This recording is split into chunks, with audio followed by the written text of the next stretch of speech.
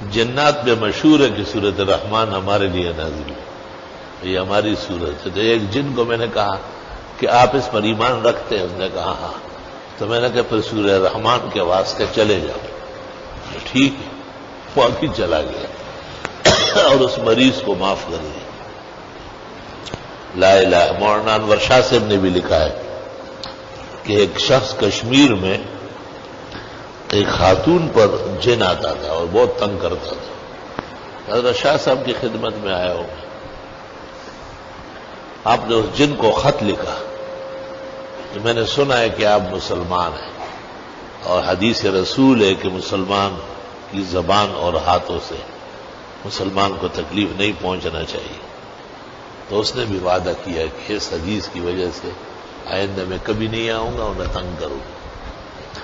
سورہ رحمان کے متعلق حدیث میں ہے کہ اللہ تعالیٰ نے اس میں اپنے بندوں کے ساتھ دل لگی کی، جیسے کہتے ہیں نا کہ گپ شپ لگائی ہے، کبھی ان کو یاقوت مرجان، کبھی مشرق و مغرب، کبھی چشمے، کبھی کیا آگے پیچھے کر رہا ہے۔ کہ یاد ہے تمہیں کتنی نعمتیں تمہیں دے چکا ہوں۔ اور عجیب بات دیکھی میں نے کہ یہ شفا کی صورت بھی ہے۔ بہت بعد میں علم میں یہ آیا ہے کہ جب یہ صورت پڑھی جائے مریض کو شفا ہوتی ہے، بہت آرام ملتا ہے الحمدللہ۔ شاید طبیعت کی ناسازی کی وجہ سے آج کوئی اور صورت نہیں پڑھ سکتا، لیکن اللہ کی شان کی سورہ رحمان پڑھی گئی۔ حالت حمل میں پڑھی جاتی ہے تو لڑکا ہی ہوتا ہے اور حسین جمیل پیدا ہوتا ہے۔ سورہ رحمان کئی مقامات میں انسان کو بلندی عطا کرتی ہے۔ کبھی کبھی پڑھ لینا چاہیے، حل مشکلات کے لیے، دفع حاجات کے لیے، نیل المرام کے لیے، حصول شفا کے لیے۔ اللہ تعالیٰ کی بہت زیادہ پسندیدہ صورتوں میں سے۔ جنتی جب جنت چلے جائے اور حق تعالیٰ ان کی خوب تطمین و تسکین کر لیں گے، حق تعالیٰ ملائک کو کہیں گے اور جنتی مخلوقات کو کہ میرے بندوں کی ٹھیک ٹھاک مہمانی کرو، بڑے تک تھکا کے آئے،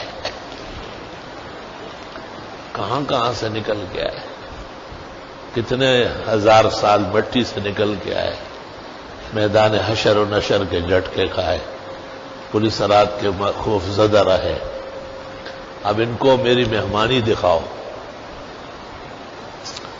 اہل جنت کہیں گے کہ خدایا آپ کی قدرت بہت وسیع ہے اور آپ کی شان بہت بلند ہے، سوچ اور فکر سے بڑھ کر مہمانی عطا ہوئی ہے۔ تو فرشتے جنتیوں کو آہستہ سے کہیں گے کہ حق تعالیٰ سے سورۃ رحمان کی فرمائش کرو۔ حق تعالیٰ جو علیم بذات صدور ہے وہ فرما دیں گے کہ یہ ارمان بھی پوری کرتا ہو، اور پھر اللہ تعالیٰ خود سورہ رحمان پڑھے گا۔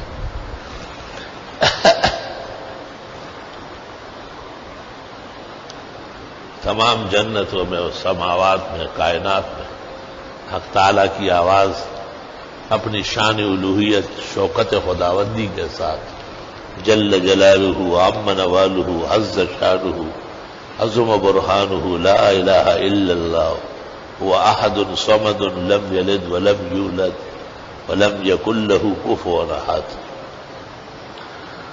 حق تعالیٰ سورہ رحمان کی تلاوت فرمائیں گے اور جنتی تمام خوشیاں اور نعمتیں بھول جائیں گے بالکل۔